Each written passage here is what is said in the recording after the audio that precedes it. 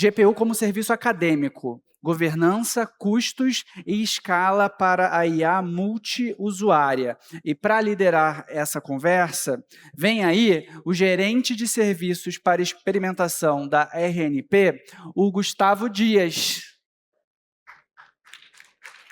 Gustavo, bom dia. Olá, bom dia a todos e todas. Obrigado pela presença. Como já foi apresentado, Gustavo Dias, gerente de serviços para experimentação na RNP. Hoje o nosso painel, infelizmente, vai ficar um pouco desfalcado. Nosso colega Eliabe, da Universidade Federal de Viçosa, infelizmente teve um problema pessoal, não pôde comparecer, mas a gente vai dar prosseguimento aqui no nosso painel, eu e o professor Genaro, da Federal da Bahia. Por favor, professor Genaro. Pessoal, bom dia. É um prazer falar aqui com vocês, né? Eu sou Genaro Costa, eu tenho formação em arquitetura de computadores, tenho um doutorado em arquitetura de computadores e venho trabalhando com inteligência artificial já há um bom tempo, né? Tenho dois chapéus, né? Um chapéu acadêmico, mas tenho também um chapéu da indústria, né? E isso me permite falar dos dois lados, né? Tanto da área usuária, como consumidor de HPC, como da área também de fornecedor e desenho de soluções, né? Eu sou arquiteto da empresa Bull, é uma multinacional francesa. A gente vem fornecendo os últimos supercomputadores da Petrobras. Eu desenhei o último Santos Dumont, a gente fez uma atualização tecnológica há pouco tempo, desenhei o supercomputador do Senai Cimatec, o Ogbon, e venho acompanhando a utilização desses supercomputadores nesses centros, né? A gente está num momento bem interessante para a supercomputação, porque a gente tem agora uma aplicação que tem um potencial de utilização em todas as áreas do conhecimento, né? Que é a nossa querida inteligência artificial, a dita, né, inteligência artificial. Mas se a gente posicionar a inteligência artificial dentro da indústria da pesquisa em si, a gente precisa primeiro entender uma parte como a ciência está evoluindo, né? A gente tem esse diagrama aqui de um paper bem interessante, né? 22, né? Que mostra a parte de automação na descoberta científica. A descoberta científica ela teve um apoio grande na supercomputação quando a gente conseguiu fazer a parte de simulação de ambientes reais, e isso nos possibilitou trabalhar uma série de cenários, né? Isso já é considerado o terceiro paradigma, né? Porque já avançou bastante desde das leis para parte de aplicação. E aí você tem a possibilidade de ter túneis de ventos, e ter explosões, tudo isso dentro de um computador. Obviamente, a gente valida isso dentro do aspecto experimental, mas isso abriu bastante uma parte de exploração. Nesse terceiro paradigma, digamos assim, a métrica que a gente utilizava para uso era poder computacional, poder de cálculo, né? Quanto a gente conseguia fazer de operações por segundo, né? E isso nos possibilitou uma coleção de dados gigantes, né? E como você tem mais dados, você tem a possibilidade de encontrar padrões dentro desses dados, né? Isso abriu para o quarto paradigma, que é quando a gente consegue fazer uma nova ciência, que é encontrar o comportamento dentro desses dados.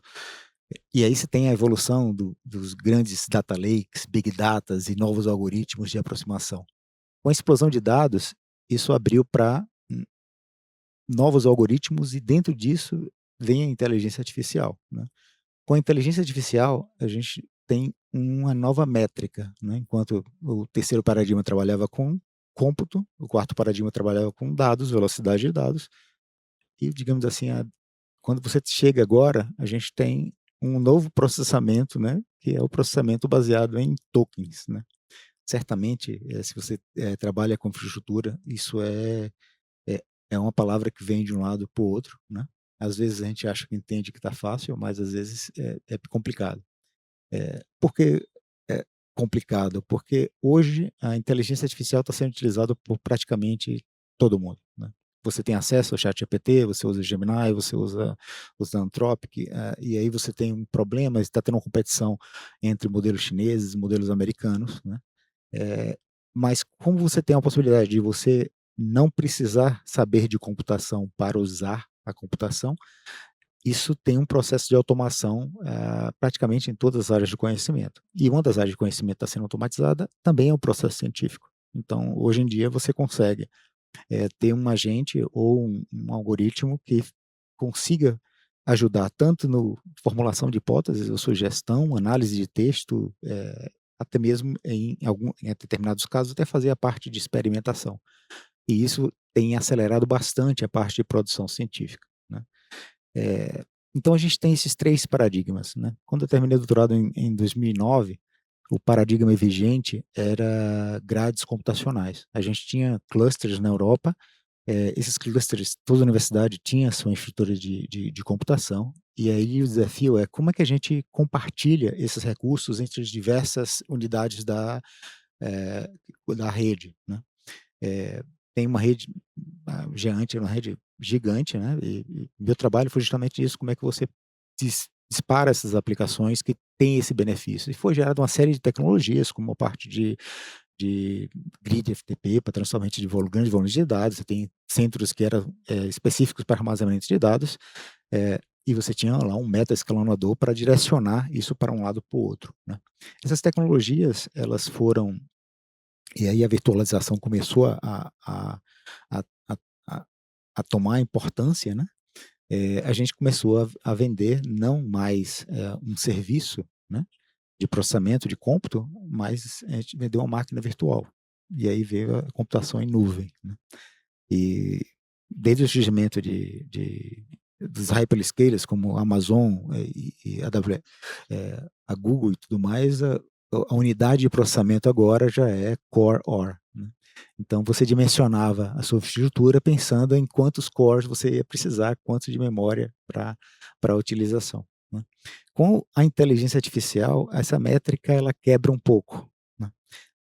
Alguns achavam que essa métrica seria quantidade de memória em GPU. Outros já estão vendo que não é a quantidade de memória em GPU. Você tem que pensar em quantidade de vazão dessas unidades de inteligência, que é um token, né? Se você olhar do ponto de vista de uma pilha de software, né, quando você tinha supercomputadores ali dentro de uma grade, obviamente que os pontos cruciais estavam dentro de compilação e a gestão de filas, né? Por exemplo, se você dá uma olhada nas filas do LNCC, é uma coisa gigante, né? Quantidade de filas e padrões e políticas é bem interessante, né? E tentar encontrar qual é a economia desse funcionamento é bem desafiador. Hoje em dia, a gente, para a nuvem, a gente tinha uma série de APIs, você tem serviços de armazenamento, serviços de banco de dados, serviços de mensageria para compor suas aplicações. Se achava que você pode consumir todos os serviços. Uma vez que você constrói essas aplicações, o que a gente viu é que isso fica bastante caro, né? Então, algumas empresas estão voltando das nuvens para on-prem para ter um controle melhor sobre seus custos, né? E com a inteligência artificial a coisa ficou um pouco mais complicada, porque agora é uma API só, né? Os usuários eles querem consumir tokens, né? E aí vem esse ponto, né? Será que realmente a sociedade está consumindo essa quantidade de tokens ou isso é somente um hype de inteligência artificial? Tem um provedor chamado OpenRouter, certamente, não sei se vocês conhecem, openrouter.ai, é um provedor que agrega vendedores de token. Então, você tem várias empresas, neoclouds, que se registram lá para vender tokens para a sociedade. E esse gráfico ele mostra o consumo de tokens e você pode ver que o crescimento ele é quase exponencial, entendeu? Então, a gente está falando aí de trilhões, o gráfico ele chega a 80 trilhões de tokens, né? E esse consumo ele está estratificado em diversos modelos. A maioria dos modelos que são consumidos aqui são modelos chineses. E é interessante que eles fazem uma análise do que é consumido, né, por nível de aplicação. E aqui a gente vê, por exemplo, que algumas aplicações, a maioria que se gasta é com a parte de tecnologia em si, como gestão de fluxo, de trabalho, ou, por exemplo, geração de código, ou depuração, ou interpretação do que está acontecendo, né? Mas você tem a parte de conteúdo bastante forte, né? Quando a classificação, a parte de geração de dados e tudo mais, né? É interessante ver isso, porque a quantidade de pessoas que estão utilizando esse serviço, o Open Router é uma, digamos assim, uma vitrine e um ponto interessante, uma lente, porque permite que a gente entenda como a coisa está crescendo de utilização desse nível de informação, né? É, e aí, se você conecta um pouco com a parte de pesquisa, né, a nova métrica de consumo, ela vai mudar agora de ser core hour, vai mudar de ser megabyte em GPU, vai mudar para ser quantidade de tokens. Por que eu estou dizendo isso? Porque até os modelos biológicos e tudo mais estão gerando tokens para associados, né? Já se fala que a próxima máquina ela será uma máquina de processamento de tokens, onde você leva para a ciência para esse ponto, para ter esse tipo de benefícios, né? E aí vem um ponto bem crucial, né? Quando a gente fala em desenvolvimento e apropriação dessas tecnologias, tem um ponto crucial que é a parte de governança, de como você gera uma coisa sustentável, né? Como é que você forma pessoas para trabalhar nesse ambiente, né? Por incrível que pareça, a gente tem benefícios e tem problemas associados a isso, né? Quais são os benefícios? A área de gestão de sistemas nesse nível é uma área que tem um total apoio de inteligência artificial, né? Então, eu, por exemplo, as máquinas que eu gerencio, a máquina que eu instalo com o apoio de um agente de inteligência artificial, né? Você não, mesmo quando você vai procurar no Google sobre algum problema, a primeira resposta que você tem é uma resposta de um agente de inteligência artificial, né? E aí você tem um desafio, né? Como é que você ensina alguém a entender um assunto sem delegar o pensamento para a inteligência artificial, né? Esse desafio a gente está tendo na universidade hoje, né? As disciplinas tecnológicas, elas estão tendo dificuldade de tentar conscientizar o aluno para que ele entenda o conceito, porque sem entender o conceito ele não consegue aplicar, né? Então a gente está tendo uma série de alunos que estão conseguindo passar nas disciplinas, porque ele está usando inteligência artificial como suporte, né? E como a gente tem o modelo de ensino hoje, é praticamente impossível, né? Se você tem um aluno que precisa de tecnologia para realizar suas atividades acadêmicas, é praticamente impossível de você filtrar esse tipo de coisa, né? Esse tipo de uso incorreto, né? A gente tem um grupo de trabalho na UFBA justamente para ver como é que fica a universidade depois da inteligência artificial. E agora o ambiente ele é bem mais complexo. Você não precisa saber somente de sistemas operacionais, tem que ter um conhecimento de redes bastante forte, né? O storage já começa a fazer parte bastante desse processo, né? E isso abre um buraco, né? Mas isso abre uma necessidade grande, porque agora você não tem aspectos de segurança somente físicos, né? Você tem aspectos de segurança onde o modelo também pode ser um ponto, uma superfície de ataque, né? Você tem engenharia social para humanos e agora você tem engenharia social para modelos, para tentar fazer modelos, fazer coisas que você coisas erradas, por assim dizer, né? Então a gente está nessa evolução da IA, né? A gente tem os modelos fundacionais, a gente está falando aqui coisa recente de 5 anos para cá. Os modelos fundacionais eles estão evoluindo de uma forma assim espantosa. Então está surgindo a cada semana surgem modelos novos, né? A gente descobriu que se você pedir um modelo para pensar, ou seja, para gerar um conteúdo antes da resposta, ele acerta, né? Mas isso foi uma coisa, o modelo mais famoso que teve que usando essa tecnologia foi o DeepSeek, né? E isso, por um lado, consumiu menos recurso, porque eram modelos mais leves, mas, por outro lado, ele precisava de mais tokens para ser gerados, né? Então, aumentou bastante o consumo, o consumo de máquinas associadas. E aí vem um segundo ponto, que é, já que o modelo ele é capaz de gerar conteúdo ou gerar as tarefas, ele é capaz também de verificar essas tarefas. Então, o que fizeram? Eles colocaram um modelo para controlar o modelo, né? E aí surgiu o tal dos agentes, né? E o agente, ele muda o padrão de consumo das infraestruturas de uma forma, assim, espantosa. Porque agora, antes a gente considerava o tempo de pensamento, né? O tempo que a pessoa recebia a resposta do sistema, analisava e esperava para o próximo clique, né? Hoje em dia, a pessoa já define as regras para um agente e o agente ele fica operando o sistema, saturando o sistema a seu limite, né? É interessante que até próprios provedores como a Anthropic, né, quando o surgimento do OpenClaw, ela foi obrigada a repensar as estratégias de FinOps, porque a produção não batia com o que eles tinham, né? E aí você vê, o que significa um token? É o tempo de GPU que eu consumo. Só que tem uma série de métricas associadas, né?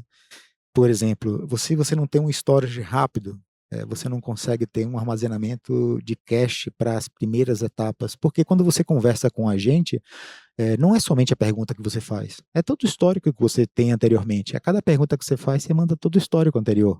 E esse histórico anterior, a gente guarda parte desse cômputo, é chamado de Key Value Cache, é o KV Cache, vocês podem ver, e isso pode chegar a 90%, a 95%, né, do conteúdo de tokens que entram, né? E um ponto interessante, se você manda muito token, o processamento ele é muito mais pesado, porque todos os dados que você manda faz parte do processamento, né? E tudo isso reflete no seu FinOps, né? Quanto você consegue monetizar com a sua infraestrutura, né? O ecossistema de bibliotecas e software ele ficou bem mais complexo, né? Então, você tem hoje, por exemplo, roteadores onde identificam qual melhor servidor para fazer o token, porque você tem um cache mais próximo, né? Você tem diversos mecanismos para produção de tokens, produção especulativa, onde você tem modelos mais leves que vão gerando os tokens como um modelo pesado, somente fazer a verificação, já que a verificação é um processo mais rápido, né? Então, tem toda uma engenharia para a produção, que essa engenharia seria um novo sistema operacional para a inteligência artificial. E aí você tem um ponto crucial, é que essas máquinas elas custam bastante caro, muito caro, né? A gente está falando aí de GPU que pode chegar a 30, a 40 mil dólares, as GPUs de última geração, né? E se você pensar que um modelo de última geração, ele precisa de umas 8 ou 16 GPUs para rodar, a coisa fica bastante complicada, né? Outro ponto é a parte de energia, né? Tem um ponto interessante, a Petrobras ela estava doando um supercomputador de 5 anos que estava comissionando e a gente não tinha universidade no Brasil para receber porque pela demanda de energética desse computador, né? E tem outro ponto é que se você tem um usuário com agentes, um usuário somente é capaz de já começar a puxar bastante dessa infraestrutura, né? Então você tem uso bastante intensivo, né? Acho que perderam minhas imagenzinhas aqui, mas aí tem um ponto crucial, né? A gente está tentando, digamos, mudar a forma de ensino para que a própria inteligência artificial consiga nos ajudar a formação. A gente tem um problema aqui de obsolescência, porque as GPUs, que, por exemplo, o Sinai Cimatec tem um cluster que estava nos 500 mais rápidos do mundo há poucos anos atrás, né? Esse cluster, as GPUs que tem lá, já não tem a capacidade para rodar os modelos de última geração, né? Você estaria utilizando uma máquina que custou, na época, eu creio que 5 milhões de dólares para ter pouca contribuição nisso, né? A gente tem um processo de complexidade na operação, de entendimento, mas, obviamente, a parte de automação está bastante associada. Existe uma mudança de valor, paradigma de valor, que se você não conseguir prover algo que tem digamos assim, um valor grande, eles vão utilizar os hyperscalers, né? E aí vem um ponto, né? Como é que a gente compartilha isso entre as várias instituições, né?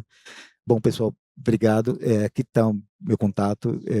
Obviamente são muitas sessões em aberto e se vocês tiverem interesse em conversar, vamos conversar sobre isso. A gente tem, eu tenho conheço um pouco a história do Senai Cimatec, do LNCC, e tecnologicamente estou bem entranhado dentro dessas tecnologias e tenho interesse em saber como é que vocês estão operando sobre isso.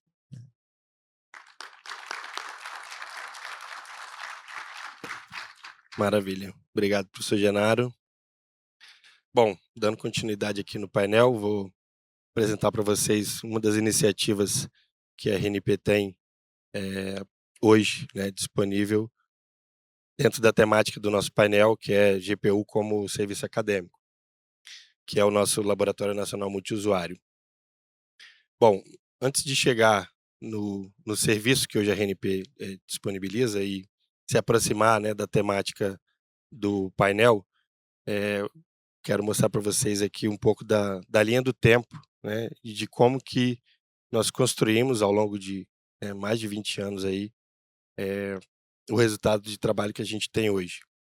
Então, essa linha do tempo, ela mostra alguns dos principais projetos que a RNP teve protagonismo na sua execução, no seu pioneirismo, começando lá em 2002 com o projeto Rede Giga, né, uma parceria entre a RNP e o CPQD em Campinas, que disponibilizou uma infraestrutura para experimentação. Então, esse é um pouco da temática relacionada com o serviço que a RNP possui hoje, ambientes de experimentação com diferentes tecnologias. Então, lá na Rede Giga, a tecnologia da época e que precisava ser pesquisada eram redes óticas, né, comunicações óticas, e essa infraestrutura que foi montada a partir do projeto Giga permitiu, né, e viabilizou as pesquisas na área de WDM da época. Depois, em 2024, uma iniciativa global que a RNP participou também do Planet Lab, onde servidores distribuídos, né, nas redes acadêmicas globais eram coletivamente compartilhadas e disponibilizadas para a execução de aplicações em ambientes distribuídos, né? Então, a RNP participou dessa iniciativa, disponibilizou um servidor à época e apoiava, né, grupos de pesquisa das instituições do sistema RNP, disponibilizando essa infraestrutura para computação, então, distribuída. Depois, Perfcionar, junto com o MoniP, que foi uma iniciativa entre as redes acadêmicas globais, com a participação da RNP, voltada à tecnologia de medições de desempenho da própria rede. Então, também foi montada novas infraestruturas à época para viabilizar tanto as pesquisas quanto a própria medição. E o MoniP, que até hoje também é um serviço disponibilizado pela RNP, é a versão tropicalizada, né, do Perfcionar. Ainda hoje, a RNP participa do time de desenvolvimento da solução do Perfcionar. Então, também um projeto que lá atrás veio trazendo as fundações do que a gente chega hoje. Depois, em 2010, o projeto Fibre foi um projeto selecionado na primeira chamada coordenada Brasil-Europa. O professor Antônio Belém, que está aqui na plateia, foi o coordenador desse projeto, né, uma parceria com instituições europeias. Então, houve um consórcio de universidades brasileiras e um consórcio de universidades europeias que, entre si, construíram mais uma infraestrutura para experimentação à época na temática de internet do futuro, né, os primórdios da programabilidade das redes. Então, o Fibre foi essa iniciativa que, desde então, também agrega mais uma infraestrutura que a RNP disponibiliza para pesquisa. Depois o GIDLab, em 2012, muito motivado pelo trabalho que o Comitê Técnico de Prospecção Tecnológica em Gestão de Identidade da RNP, que é atuante até hoje, vislumbrou, né, de construir um ambiente também para experimentações voltadas a componentes de gestão de identidade. Na sequência, em 2014 e 2016, os 3 projetos que listam o SDN Overlay, o Loft e o IDS, evoluíram um pouco do trabalho que foi iniciado lá no Fibre, também voltado para tecnologias de programabilidade de rede, né, mas mais uma nova infraestrutura que foi adquirida em um projeto e que foi mantida, né, dentro da infraestrutura da RNP.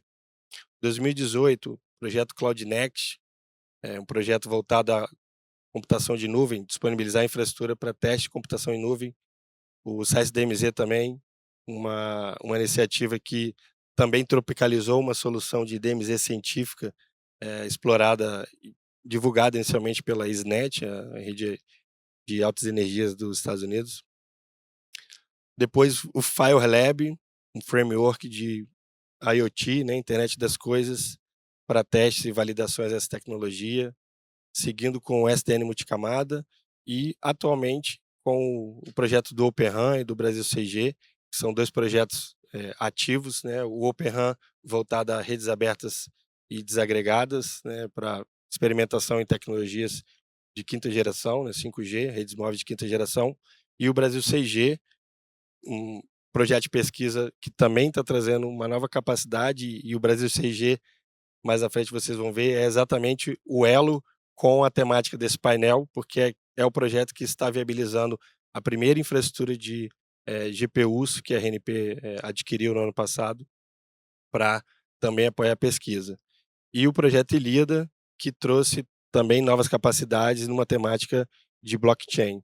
Então, como mencionei, essa linha do tempo mostra um pouco do histórico de projetos de pesquisa e desenvolvimento que a RNP tanto coordenou como participou e executou, e o que tem em comum entre elas, e que cada uma delas, né, cada um desses projetos trouxe uma nova tecnologia à época, trouxe uma nova infraestrutura computacional à época, e que hoje a gente, a partir de uma iniciativa desde 2021, né, de estar agregando, então, né? Até então, cada projeto construía a sua própria infraestrutura, realizava a sua pesquisa e, ao final, geralmente a equipe do projeto permanecia mantendo aquela infraestrutura ou passava para um próximo projeto.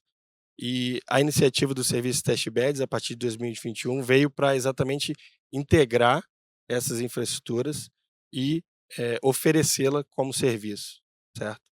Então, hoje, o trabalho do serviço de testbed, que a partir de 2025 também foi rebatizado, né, como Laboratório Nacional Multiusuário, muito inspirado nos laboratórios multiusuários que as universidades e institutos federais hoje possuem, né, quer dizer, muitos laboratórios destes em universidades compartilham aquela infraestrutura que foi cara, né, para se fazer um investimento inicial, e disponibiliza isso internamente para os pesquisadores da própria instituição.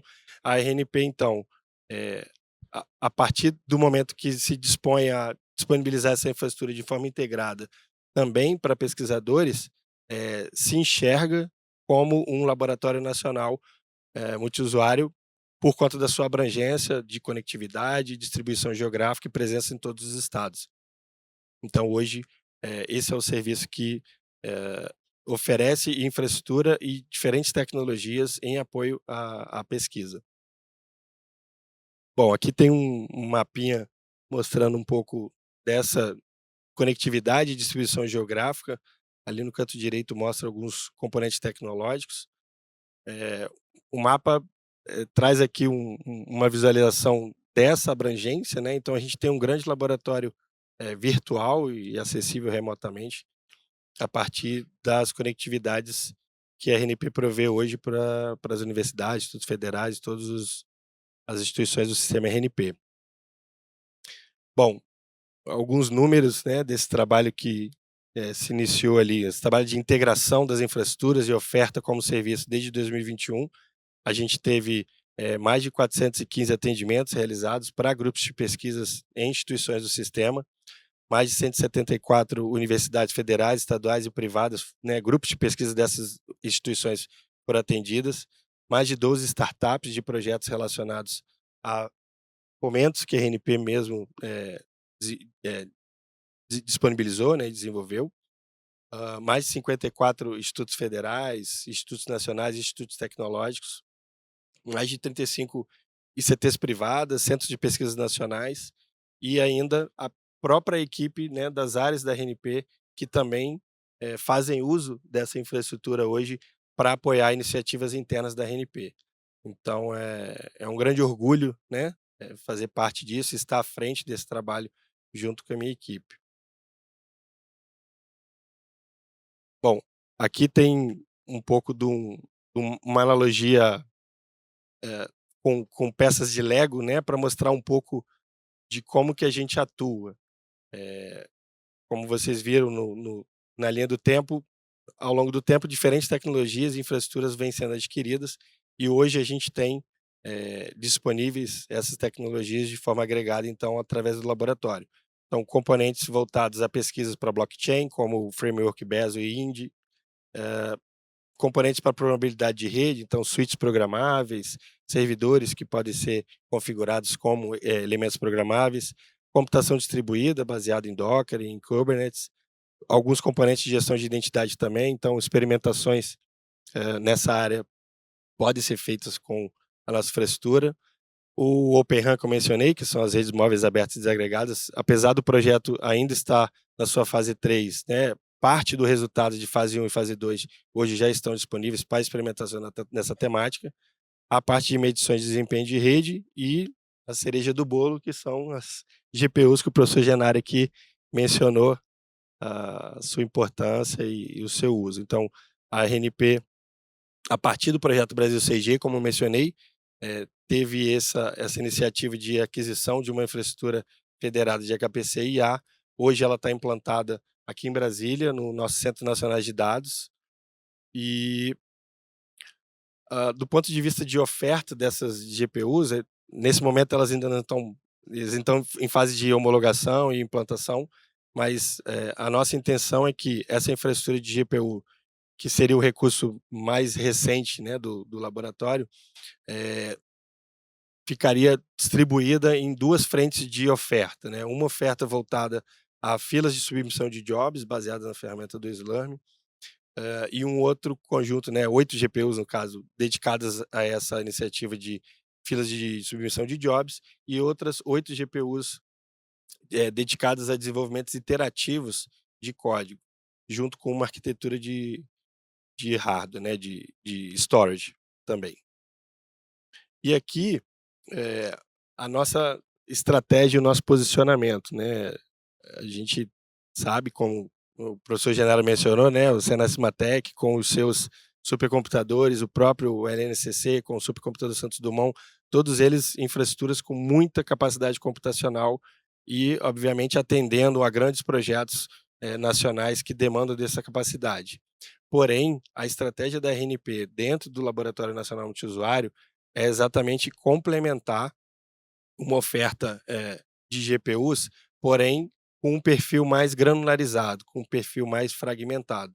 Então, a ideia é que a gente disponibilize filas de processamento de jobs com diferentes tamanhos e diferentes capacidades que possam ser utilizadas por um número maior, né, de pesquisadores, e também do ponto de vista de uso interativo dessas GPUs, a nossa proposta é disponibilizar através da solução de Jupyter Hub, Jupyter Notebook, para que pequenos pesquisadores, né, quer dizer, pesquisas que demandam pequenas quantidades e capacidades de processamento com GPU, também tenham acesso a essa tecnologia, uma vez que, né, submeter um projeto lá para o Santos Dumont, para fazer uso do Ogbun, certamente é um trabalho grande, e ter acesso, então, a 1, 2, enfim, 4 GPUs pode ser alguma coisa pouca para grandes projetos de pesquisa, mas certamente é bastante infraestrutura e tem o seu valor para pesquisas que, enfim, estão iniciando, né, no uso dessa tecnologia. Então, o posicionamento nosso é que a gente complemente e democratize o acesso a essa tecnologia. Inclusive, nós circulamos uma pesquisa no ano passado, no Simpósio Brasileiro de Rede de Computadores e Sistemas Distribuídos, exatamente para medir um pouco, né, dessa atratividade, e essa pesquisa revelou que muitos, né, pesquisadores da área de rede de computadores ou tinham uma única GPU dentro dos seus laboratórios, uma ou 2 GPUs, né, dentro dos seus laboratórios, com capacidade limitada. E aí, ao fazer a pergunta mágica, né, se você tivesse acesso a 2 GPUs, né, modernas, avançadas, isso, né, teria valor para você? E a resposta da maior parte deles foi que sim. Então, de novo, o papel aqui do laboratório é muito mais de democratizar esse acesso e, enfim, nessa tecnologia que está aí em voga. Ah, dado que a nossa infraestrutura hoje está distribuída, né, nos pontos de presença, em alguns dos pontos de presença da RNP, do ponto de vista de modelo de cooperação, a gente tem o apoio, né, da própria equipe de backbone da RNP, do ponto de vista de conectividade dessas infraestruturas e dos acessos que os usuários podem ter, mas também parceria com as redes metropolitanas de algumas localidades para poder viabilizar, então, o acesso a elas. Bom, é isso. Obrigado.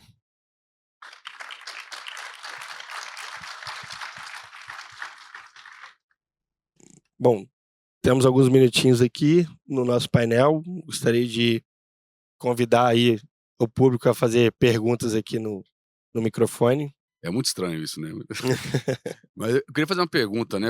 Nessa linha específica do painel de GPUs no âmbito da pesquisa, né, de distribuição acadêmica, ambos apresentaram infraestruturas, claro, num sentido extremamente altíssimo desempenho, já a RNP com intenção de deixar a coisa mais democrática, mas ainda assim, vocês estão trabalhando com nós, por exemplo, a NVIDIA H200, que é uma maquininha ali que custa alguns milhões, né? Há alguma visão do ponto de vocês de uso e democratização de equipamentos como essas, por exemplo, essas máquinas Spark novas, que são GPUs mais fracas, porém com grande capacidade de memória, mas bem mais baratas, e talvez distribuir elas também, do ponto de vista geográfico, para trazê-las proximidade para as academias, etc.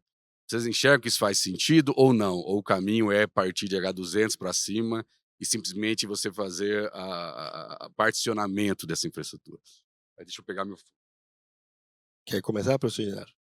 Bom, o último Computex, que é um congresso que mostra as tendências tecnológicas, todos os notebooks que foram apresentados já tinham unidade de processamento de TPU, né?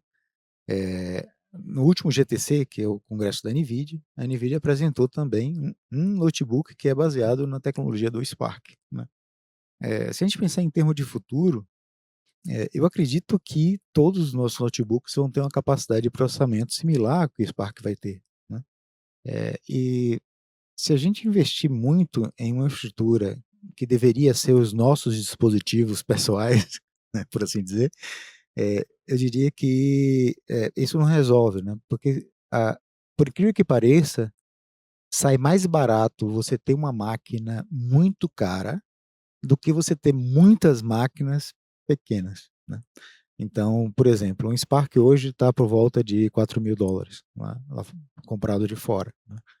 Um Spark tem 128 GB de memória, né? Mas em compensação, a capacidade de um Spark comparado com a RTX, por exemplo, que tem um pouco menos de memória, 96, a RTX é quase 10 vezes mais rápida do que o Spark, porque a velocidade de memória é maior. O Spark, ele tem consumo de energia menor, que significa que a energia é equivalente à capacidade de processamento, né? Então, no momento que você pensa distribuição, seria como se a gente pensasse um tempo atrás, se valeria a pena você distribuir notebooks, né? Ou netbooks, né? Houve uma época que a UFBA ela comprou, né, a gente recebeu 500 netbooks, né? E certamente os alunos usaram durante um tempo, mas era uma máquina que estava assim, um ponto próximo de obsolescência, né? Eu creio que os Sparks eles vão ter um tempo de vida também bem curto, porque a gente vai ter uma necessidade de processamento assim bem grande, né? Eu creio que os Spark vão ser os nossos próximos notebooks, então não seria um investimento, né? Já que todos vão ter. Bom, explicando um pouco da motivação da escolha, né, dessa infraestrutura hoje baseada em NVIDIA H200. A infraestrutura ela foi, no momento de projeto, dimensionada para atender a demanda inicialmente dos próprios pesquisadores do projeto Brasil 6G. Então, o que a gente fez foi conversar com os pesquisadores e entender qual era o nível de processamento e capacidade computacional que eles precisavam para demandar as pesquisas em redes móveis de sexta geração. Então, a nossa motivação na aquisição, né, dessa infraestrutura com 16 GPUs NVIDIA H200, ela veio muito mais pelo requisito de atendimento aos prestadores do projeto Brasil 6G do que de uma conversa de democratização e de outras arquiteturas. Mas, né, olhando o histórico, né, da linha do tempo que eu mencionei, nada nos impede de, no próximo ano, realizar algum projeto de pesquisa onde essa solução de Spark seja aderente e atenda e a gente faça aquisições e uso dessa tecnologia. Então, o que a gente está começando, a gente está começando muito em função da demanda do projeto Brasil 6G, mas nada nos impede, né, e a história da RNP mostra isso, né, da gente comprar outros tipos de equipamentos, AMD, Spark, enfim, outras arquiteturas para também integrar nesse grande laboratório e permitir os seus usos. Bom, temos mais alguns minutinhos, mais alguma pergunta? Já encerramos? Então, pessoal, obrigado a todos por estar aqui nos acompanhando. Se quiserem, né, vamos estar disponíveis aqui no evento, né, hoje e amanhã. Por favor, fiquem à vontade de nos procurar. Obrigado à organização também pelo aceite do nosso painel. Bom dia a todos.